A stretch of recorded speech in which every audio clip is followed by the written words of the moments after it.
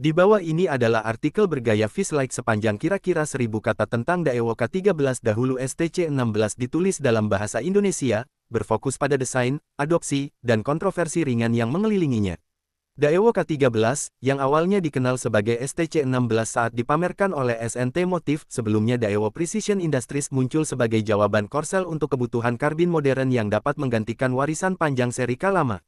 Senjata ini bukan sekadar Arklon, K13 mengadopsi sistem gas shot stroke piston dan fitur modular yang kini jadi standar bagi unit operasi khusus, menjadikannya produk kebanggaan industri pertahanan lokal sekaligus simbol upaya modernisasi tentara Korea Selatan.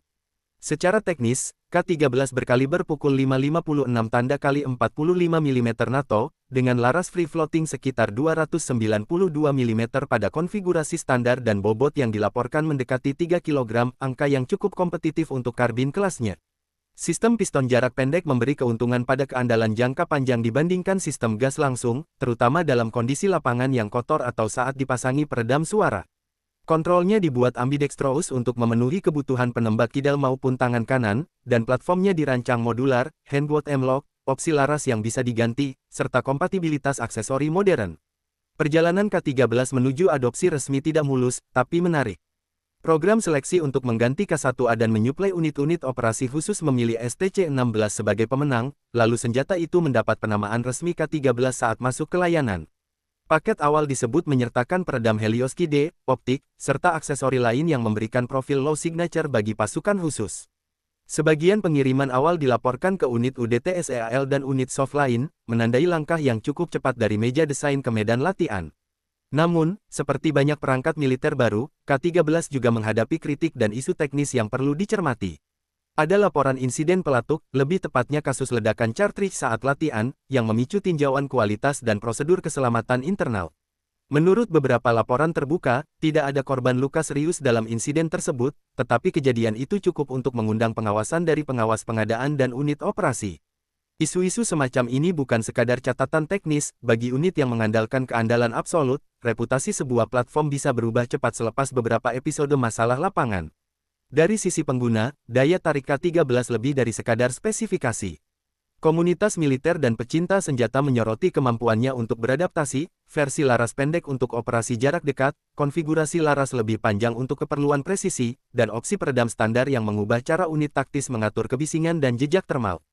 Integrasi rel modern dan titik pemasangan menempatkan K13 di barisan platform yang memudahkan kustomisasi, fitur penting bagi tim yang menginginkan kit yang disesuaikan untuk misi tertentu. Selain itu, adopsi K13 punya makna geopolitik dan industri.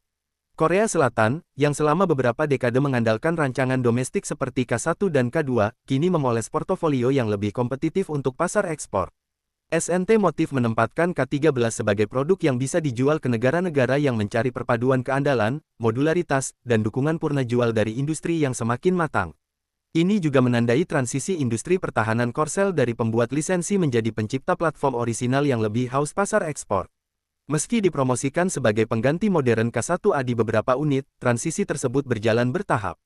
Ada tantangan produksi, pengujian lapangan, dan adaptasi taktik yang harus dilalui, tidak hanya soal mengganti senapan, tetapi mengubah logistik, pelatihan, dan doktrin. Penundaan, batch uji coba, dan revisi desain adalah hal yang lumrah dalam modernisasi angkatan bersenjata, K13 pun tak luput dari siklus itu. Namun, ambisi Korea Selatan untuk menggantikan senjata lama dengan solusi domestik tetap berjalan, dengan target penggantian di beberapa unit selama beberapa tahun mendatang.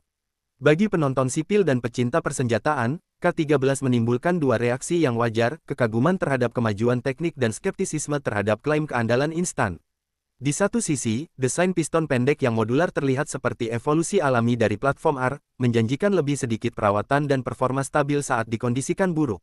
Di sisi lain, insiden-insiden awal menunjukkan bahwa setiap platform baru harus melalui fase pembuktian lapangan yang ketat sebelum benar-benar menjamin reputasinya. Pengamatan netizen di forum dan kanal militer reflektif, dari Reddit sampai blog pertahanan, menunjukkan diskusi sengit soal trade-off antara inovasi dan konservatisme operasional. Kesimpulannya, Daewoo K13 adalah contoh menarik dari modernisasi senjata kecil. Ia menampilkan fitur teknis yang diinginkan unit taktis modern, effort industri nasional untuk bersaing di pasar global, serta realitas pahit bahwa adopsi senapan baru selalu disertai tantangan. Jika SNT Motif mampu menanggapi masukan lapangan, memperbaiki masalah kualitas, dan meneruskan pengembangan MIS varian A1 yang sudah muncul di pameran belakangan, K13 bisa jadi akan menempatkan dirinya sebagai tulang punggung kecil tapi penting bagi unit-unit tertentu. Jika tidak, ia akan tetap menjadi pelajaran berharga tentang seberapa ketat standar yang harus dipenuhi oleh senjata modern sebelum benar-benar layak dipercaya di ujung laras. Kalau kamu mau, saya bisa susun versi ini menjadi naskah suara untuk video YouTube bahasa Indonesia, 520 kata untuk review singkat, atau tetap 1000 kata untuk fitur panjang, lengkap dengan kalimat pembuka yang kuat dan hook gaya Viz. Mau aku buatkan juga daftar tag, hashtag dan judul thumbnail yang cocok.